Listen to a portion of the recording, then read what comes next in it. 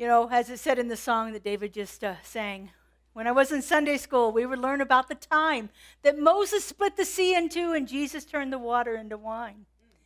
I remember feeling sad. Miracles don't happen still. And now I can't keep track because everything's a miracle. Everything is a miracle. Everything that we have in life is a miracle. I mean, if you just think about this body that we're in, this thing that a little tiny bit of God stuff got stuck into and created this amazing experience that we call life, and how this body keeps itself functioning. We don't have to tell our heart to beat. We don't have to tell our lungs to breathe. They do it on their own. What a miracle. What a miraculous thing that we are. Just every single little aspect of our world is absolutely amazing. As it said in the song, the miracle is that anything is here at all. It's not that that the singular thing has to be the miracle. It is a miracle in the everyday things, and the miracle in the way that we experience things. You know, our religion is called New Thought, and it comes from a lot of different sources, but one of those sources is a man named Ralph Waldo Emerson, who was one of the transcendentalists back in the mid-1800s. And Ralph said this: an invariable mark of wisdom is to see the miraculous in the common, to see the miracles in those everyday things. Imagine waking up in the morning and taking that first conscious breath and thinking, what a miracle it is that I can do this. What a miracle it is. What a miracle it is that I have indoor plumbing, that I can take care of things. What a miracle it is that I can make my coffee within a few moments. Imagine just those little things, those little everyday things in our life, and make them a miracle. It changes how we look at everything, how we experience everything. Our founder, Ernest Holmes, writes it this way: there is no greater miracle than the miracle of your own consciousness awakening to the presence of God within you. Ernest didn't think that miracles were exceptions. He thought they were an expression of our spiritual alignment. When we get in touch with the truth of who we are, when we follow those spiritual laws, the principles that we hold as truth, when we align ourselves with those, then our life is a miracle. When we awaken to the fact that the divine law is operating in our experience, and we apply it with faith, and we apply it with clarity, and we apply it with conviction, then what once seemed to be miraculous becomes absolutely natural and commonplace. Inner transformation is the truest miracle that we have. When we align ourselves inwardly with the presence that is already there within us, that is waiting for itself to be acknowledged and expressed within us, when we align ourselves with that, everything becomes a miracle in our life. Joel Goldsmith writes it this way. He says, miracles happen as a result of the activity of God appearing as harmony in our being.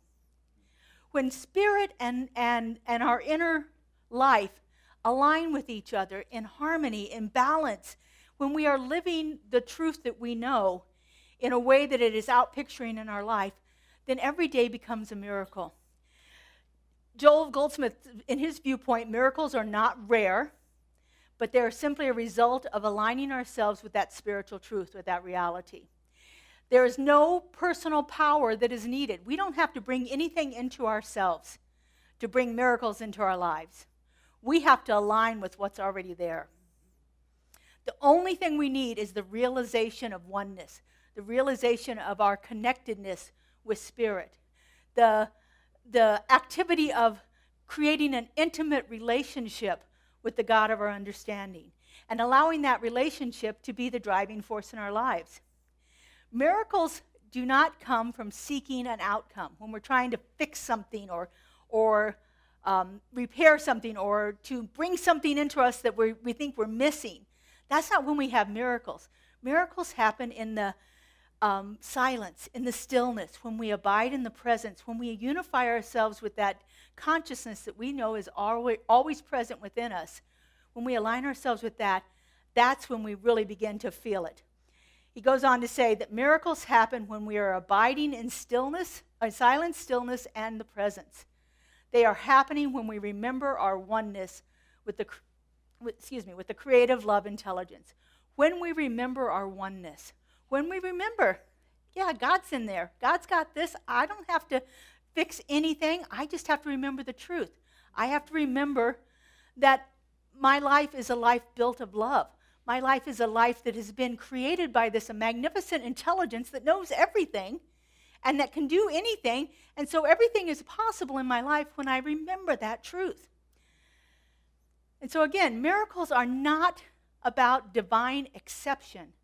They're about divine preception, about how do we understand God? How do we understand that connection that we have with Spirit? How are we in intimate relationship with it? If we're thinking that it's something outside of us that we have to barter or plead or beg to have a result in our life, then we are not living in conscious union with it. We're not in that reciprocal relationship. We're in a hierarchical relationship where we've got God sitting up here and we're down here on earth and we're trying to bring something into us that it doesn't exist that way. It exists within us. And we need to open up a way that we can bring it out from within us and allow God to express in our experiences through us. So in our New Thought tradition, again, miracles are not about the divine exception. We consider Jesus, Easter celebration is all about the life of Jesus here. And when we think about Jesus as a person, we consider him to be the example of how to live in conscious union with Spirit. He was the ultimate example of how to actually have that intimate relationship. He called God or the divine or Spirit Father because he had an intimate relationship with it like you would with your own father. And so he used a word that was from the Aramaic that was called Abu, and it was a word that meant father or like a divine, a paternal kind of influence in his life because that's the way he had a relationship with it. He didn't think that it was only his father. He believed that this divine intelligence was the father of all life. And for him, it was easiest to express it that way. And so we're not looking for the exception. We're looking for the example of how to live that way. And we realize in New Thought that miracles unfold in our lives when we return our thought to that oneness, when we live in conscious union with that indwelling presence, when we remember that truth, when we recognize that there are certain spiritual laws at work, and that when we align ourselves with those laws, the results happen in our lives. When we think about a spiritual law of prosperity or abundance, when we start looking for evidence of abundance in the world, we start seeing it. When we start looking for evidence of anything, we start seeing it. There's a wonderful book I read not too long ago called E Squared by Pam Grout, and she talks about things like that. And her example was, think about yellow Volkswagens. And if you start talking about yellow Volkswagens, the next thing you know, you're going to be seeing yellow Volkswagens all over the road.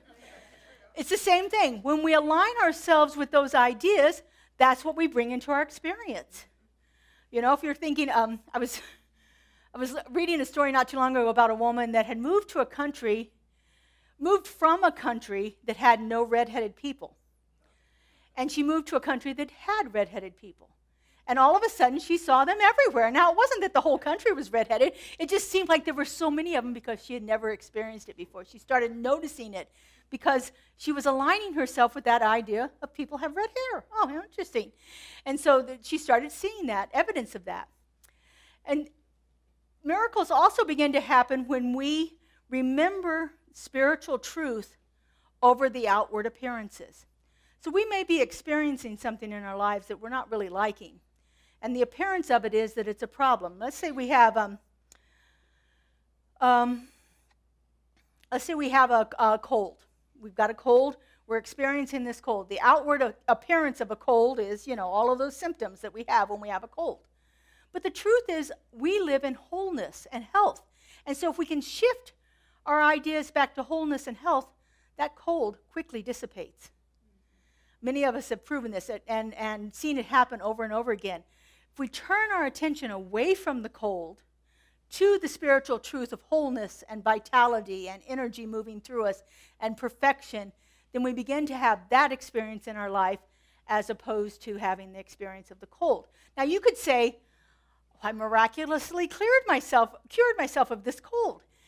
And that would be an example of it, because you shifted your attention away from the problem to the spiritual truth that we know about it.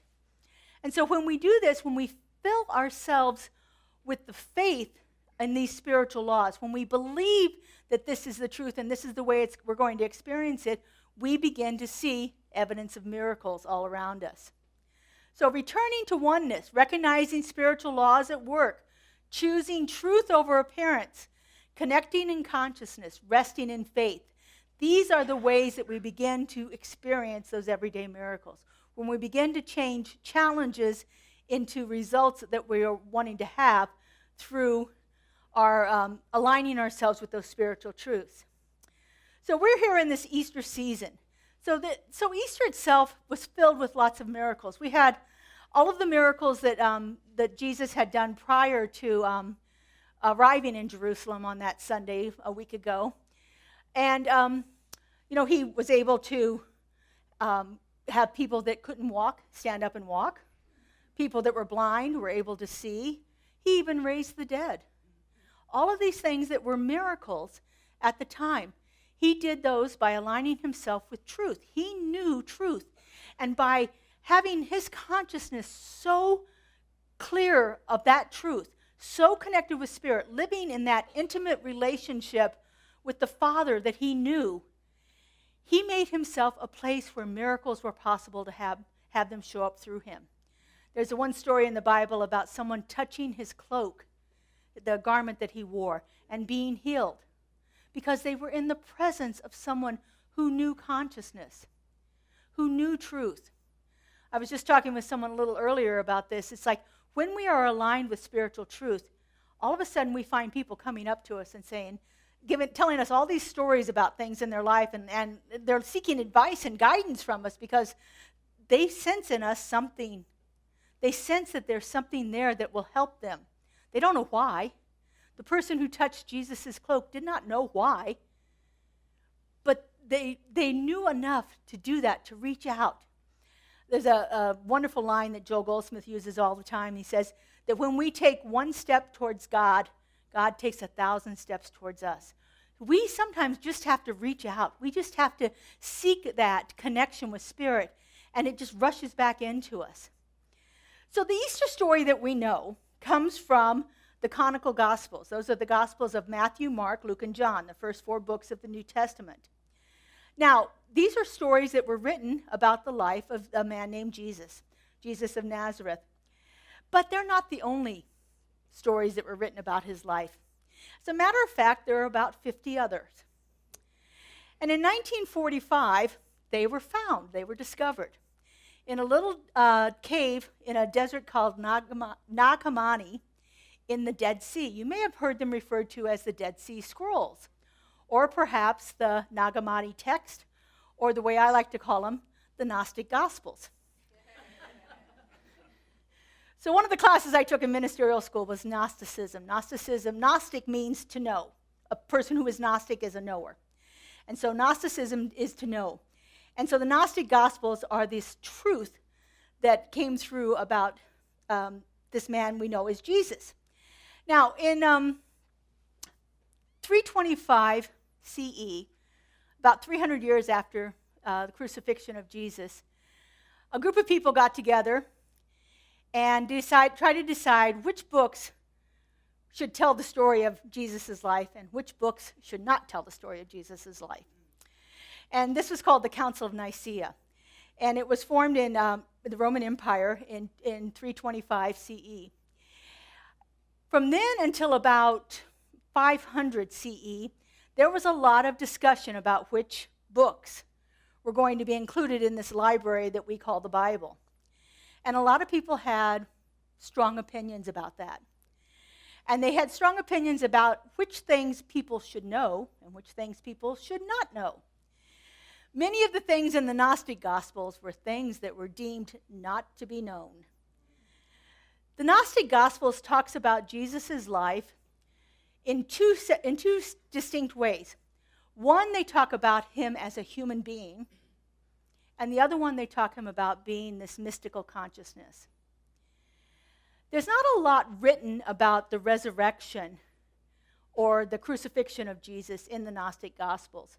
But there are words in there that help us get a good glimpse of what the truth was. So there are 4 Gnostic Gospels that I really like, and I pulled some information from them. The Gospel of Thomas. Thomas was one of the disciples. The Gospel of Mary Magdalene. We know Mary Magdalene, who some say was Jesus' wife, some say not. Some say she was a prostitute, some say not. It just depends on your point of view. The Gospel of Philip, he was also a disciple, and then the Gospel of Truth. And so these Gospels were hidden away in a clay jar by a scholar because about 450 CE, the Roman Emperor Constantine was on a crusade to eliminate all of the books that did not follow the doctrine that he wanted people to read. And so they had big book-burning parties back then even, trying to get rid of some of these ideas. And so a scholar took these books, these 50 books, and he put them in clay jars, and he buried them in this cave in the Dead Sea.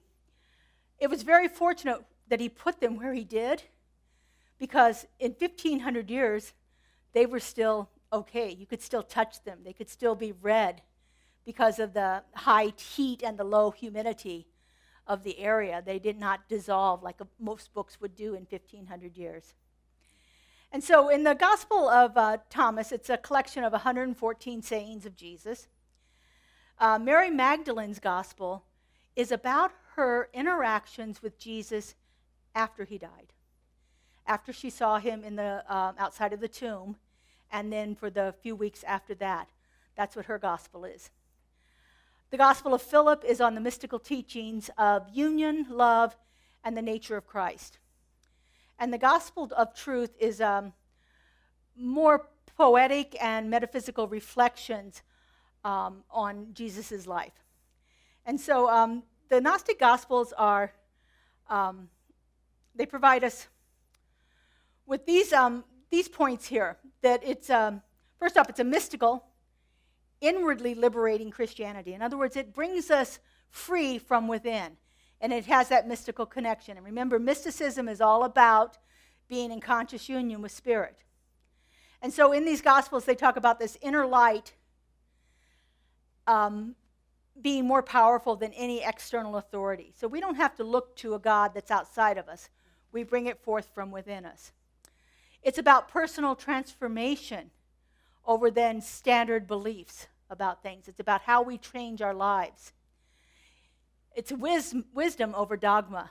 It's wisdom over dogma. It's not like it has to be this way. It's like finding that inner knowledge within ourselves, the gnosis, the knowledge within ourselves. And it's a direct, unmediated experience of the divine. It's having that intimate relationship with Spirit. And so they do reference the resurrection, but they interpret it more symbolically, spiritually, and in a mystical context. So the Easter story is told in mainstream Christianity in those canonical Gospels, Matthew, Mark, Luke, and John. It's about the death, the burial, and the resurrection. But in the Gnostic Gospels, it's more about the inner resurrection, what has been birthed from within us. It's seeing Christ as a revealer of divine knowledge rather than a Savior who demonstrated his willingness to save us through the resurrection, his death and resurrection. And so for the Gnostic Easter, when I was in ministerial school, we had to take a traditional event and rewrite it from the point of view of the Gnostics. And so, fortunately for me, I chose Easter to do that. So I'm going to share that with you today. I did a little tweaking of it because my views have changed a bit in the last 8 years. I can't imagine anybody else's hasn't too. So this is my interpretation through the Gnostic eyes of Easter. So I'll read it here to you. It's going to be on the screen too. In the stillness before dawn, while the world slept beneath the veil of illusion, the teacher of light walked the threshold, not to escape death, but to reveal its unreality. His body was pierced, but his essence was untouched. For the true one, the living one, cannot die. His disciples wept, lost in the sorrow of form. But Mary, she who saw with the eye of the heart, beheld him in the garden, not with the eyes of flesh, but in the radiant clarity of gnosis. Gnosis is knowledge. He said to her, "Do not cling to what passes away. I have not ascended to some distant place. I am risen within you. When you know yourself, you will know me." The stone rolled not from a tomb, but from the heart, revealing the eternal seed within, the spark of the infinite clothed in mortal dust. The spark of the infinite clothed in mortal dust. The resurrection was not an event, but an unveiling, a call to awaken, to die to ignorance, and to rise into the knowing of who we truly are. So let the Easter of the soul begin, not with lilies or trumpets, but in silence and fire, in the breaking of the inner tomb where the light has waited for your eyes. So again, the resurrection is about inner transformation rather than being an external physical event. And as Jesus so beautifully told us so many times in the Gospels of Matthew, Mark, Luke, John, Thomas, and Philip, and Mary, he says, "These things and even more, even greater shall you do too."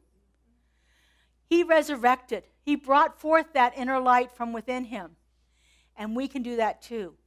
We can do that simply through remembering those things from the Gnostic Gospels, that there is an inner light that is stronger than any external authority, that we are more profound personal transformation is stronger than any belief that we have, that wisdom oversees dogma at every turn.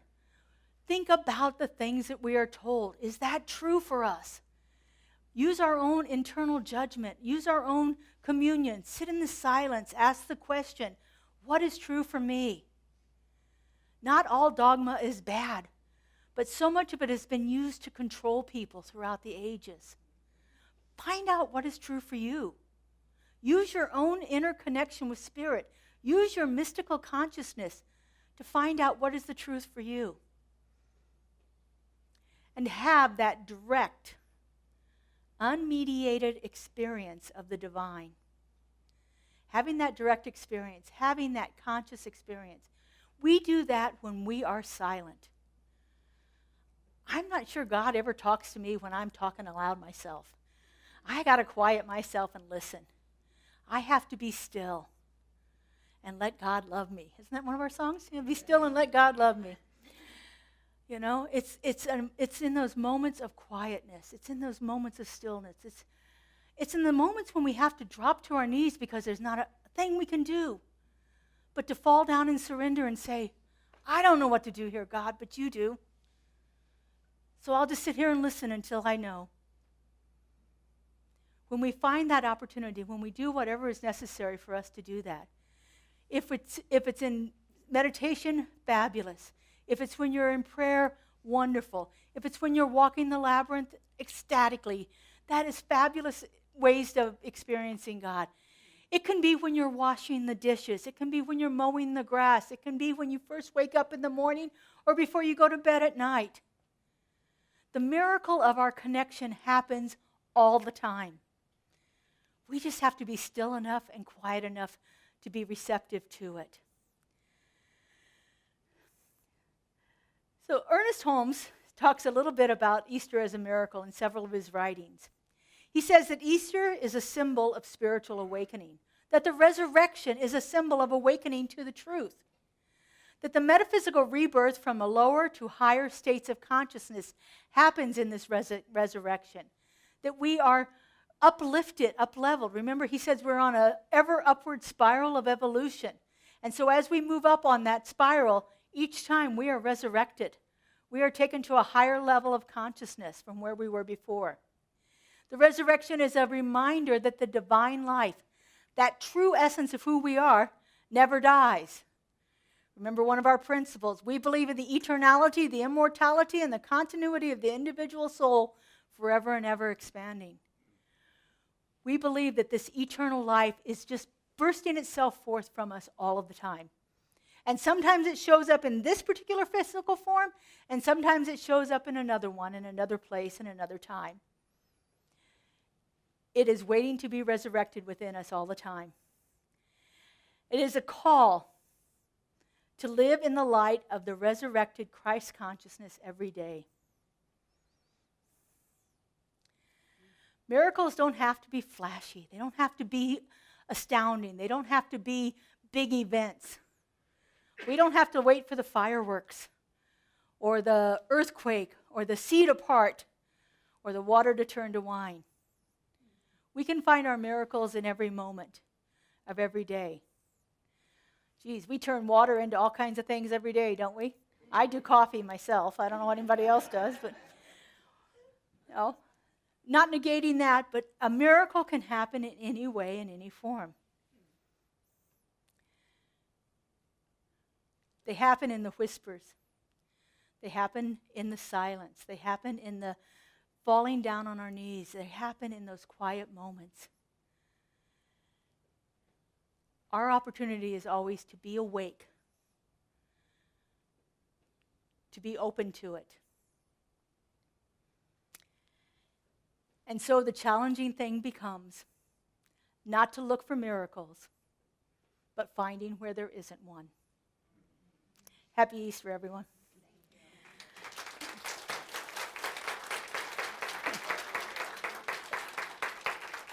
So let's take this into prayer. I invite our spiritual practitioners to stand and surround us. These beautiful, beloved people hold us in prayer throughout the week, knowing the truth for you.